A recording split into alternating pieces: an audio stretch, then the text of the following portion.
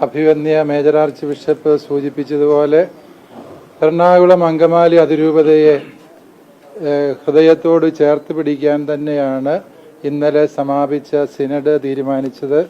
തീർച്ചയായും എറണാകുളം അങ്കമാലി അതിരൂപത വഴി സഭയ്ക്ക് ഒരുപാട് ബുദ്ധിമുട്ടുകൾ ഉണ്ടായതായി നമുക്കറിയാം. അതുപോലെ തന്നെ സഭയുടെ തീരുമാനങ്ങൾ അവരെ വേദനിപ്പിച്ചതായി അവർ ചിന്തിക്കുന്നുണ്ട്.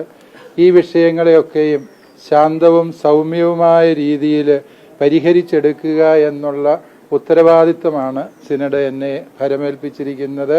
ആ ദൗത്യം ചെയ്യാൻ ഞാൻ പരമാവധി സന്നദ്ധനാണ് താനും. ഒന്ന് രണ്ട് കാര്യങ്ങൾ ഇത് സംബന്ധിച്ച് സിനഡ് എന്നെ ഏൽപ്പിച്ചിരിക്കുന്ന ദൗത്യങ്ങളുടെ ഭാഗമായിട്ടുള്ളത് ഇതാണ്. ഒന്നാമതായി, ഏകീകൃത കുർബാന അർപ്പണ രീതിയെക്കുറിച്ച് സിനഡ് തീരുമാനിച്ചതും പരിശുദ്ധ പിതാവ് ഫ്രാൻസിസ് മാർപ്പാപ്പ ആവർത്തിച്ച് ആവശ്യപ്പെട്ടതുമായ കാര്യത്തിൽ നിന്ന് പിന്നാക്കം പോവുക എന്നത് അസാധ്യമായ കാര്യമാണ്. പരിശുദ്ധ കത്തോലിക്ക സഭയുടെ നിലപാടനുസരിച്ച് ഒരു കാര്യം മാർപ്പാപ്പ തീരുമാനം പ്രഖ്യാപിച്ചു കഴിഞ്ഞാൽ അത് അന്തിമ തീരുമാനമാണ്.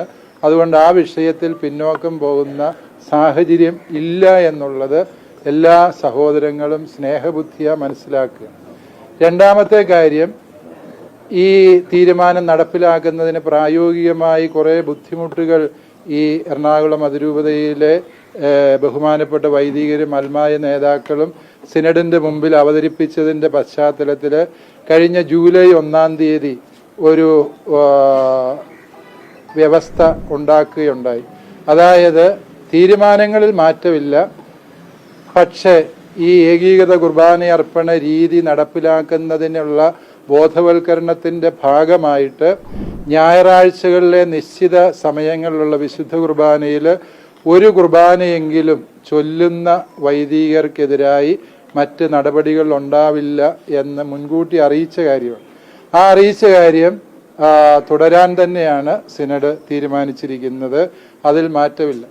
അപ്രകാരം ഈ ഒരു നിലപാട് അത് എന്നത്തേക്കാണത് മാറ്റാൻ പറ്റുക എന്നുള്ളത് കൂടിയാലോചനകൾക്ക് ശേഷം തീരുമാനമെടുക്കുന്നതായിരിക്കും. അതുകൊണ്ട് ഇത് എന്നേക്കുമായി അടഞ്ഞുപോയതോ മുറിഞ്ഞുപോയതുമായൊരു വിഷയമായിട്ടോ ബന്ധമായിട്ടോ മനസ്സിലാക്കേണ്ടതില്ല. എറണാകുളം അങ്കമാലി അതിരൂപതയെ കേൾക്കാനും അവരുടെ വിചാരങ്ങളും വികാരങ്ങളും മനസ്സിലാക്കാനും സിനഡ് ആത്മാർത്ഥമായിട്ട് ആഗ്രഹിക്കുന്നുണ്ട്. ആ ഒരു നിയോഗമാണ് മേജർ ആർച്ച് ബിഷപ്പും സിനഡും എന്നെ ഭരമേൽപ്പിച്ചിരിക്കുന്നത്. ആ ദൗത്യം ഞാൻ കൃത്യതയോടെ ചെയ്യാൻ നിർബന്ധിതനാണ് താനും. അത് ചെയ്യാനുള്ള എൻ്റെ സന്നദ്ധത ഞാൻ സിനഡിനെ അറിയിക്കുകയും ചെയ്തിട്ടുള്ളതാണ്. നിലവിലെ ചില സ്ഥലം മാറ്റങ്ങളൊക്കെ കൊടുത്തിരുന്നു. അവിടെയും വലിയ പ്രശ്നങ്ങൾ നടക്കുകയാണ്. സ്ഥലം മാറ്റിയ വികാരിമാരെ അവിടെ നിന്ന് പോകാൻ അനുവദിക്കുന്നില്ല. ആ വിഷയങ്ങളെ കുറിച്ചൊക്കെ എനിക്ക് പഠിച്ചിട്ടേ മറുപടി പറയത്തുള്ളൂ. ഞാൻ ഇന്നലെ വൈകുന്നേരമാണ് ഇങ്ങനെ ഒരു നിയോഗം എൻ്റെ മേൽ വന്നത്.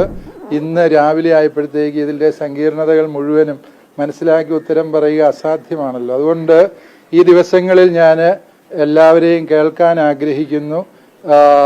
എല്ലാവരോടും തുറന്ന മനസ്സോടെ ചർച്ച ചെയ്യാനാണ് ആഗ്രഹിക്കുക. അഭിവന്യ മേജർ ആർച്ച് ബിഷപ്പ് ഉൾപ്പെടെ ഞങ്ങൾ ഈ വിഷയങ്ങളെക്കുറിച്ച് ശാന്തമായും സ്നേഹബുദ്ധിയ മുൻധാരണകളില്ലാതെ ചർച്ചകൾക്ക് തയ്യാറാണ്. അതിൻ്റെ വെളിച്ചത്തിൽ കൂട്ടായ തീരുമാനങ്ങൾ എടുക്കണം എന്നാണ് ഞങ്ങളുടെ ആഗ്രഹം.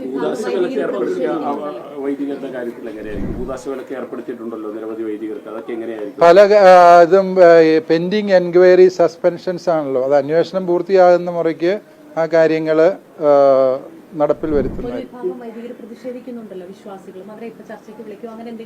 തീർച്ചയായും പ്രതിഷേധിക്കുന്നവരെയും അനുകൂലിക്കുന്നവരെയും എല്ലാവരെയും ചർച്ചയ്ക്ക് വിളിക്കും.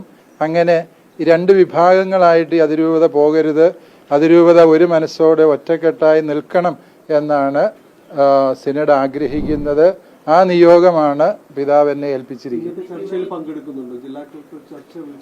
ജില്ലാ കളക്ടർ വിളിച്ച ചർച്ചയിൽ അതിരൂപതയുടെ ഒരു പ്രതിനിധി പങ്കെടുക്കുന്നതായിരിക്കും.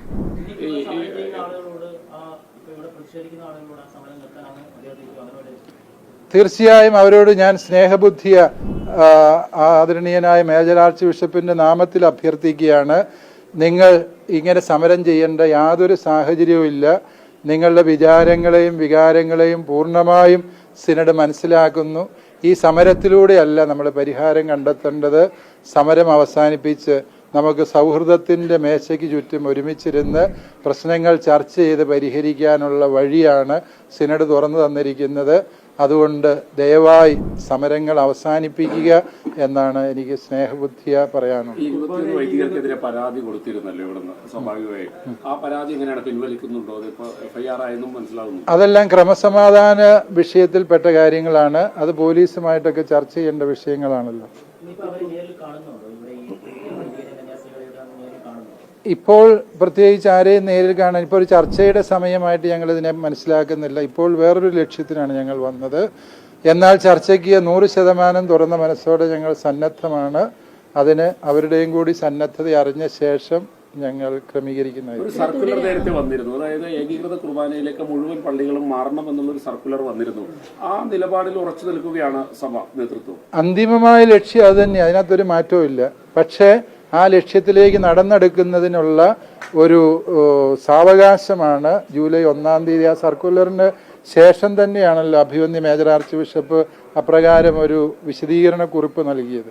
ആ കുറിപ്പ് നിലനിൽക്കുന്നു എന്നാണ് പറഞ്ഞത്. ഒരു അന്ത്യശാസനം നൽകിയിരുന്നു, ഇത്രാം തീയതിക്കുള്ളിൽ നടപ്പിലാക്കിയില്ലെങ്കിൽ. ആ അന്ത്യശാസനത്തിന് ശേഷമാണ് ഈ വിശദീകരണ കുറിപ്പ് വന്നിരിക്കുന്നത്.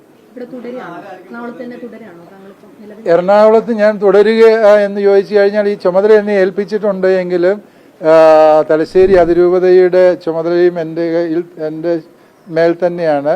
അതുകൊണ്ട് തീർച്ചയായും ഞാൻ 2 സ്ഥലത്തും മാറി മാറി ആ ഉത്തരവാദിത്വം നിർവഹിക്കേണ്ട സാഹചര്യം ഉണ്ടാകും, ഇവിടെ ഉണ്ടാവും. ഇത്രയേ ഉള്ളൂ.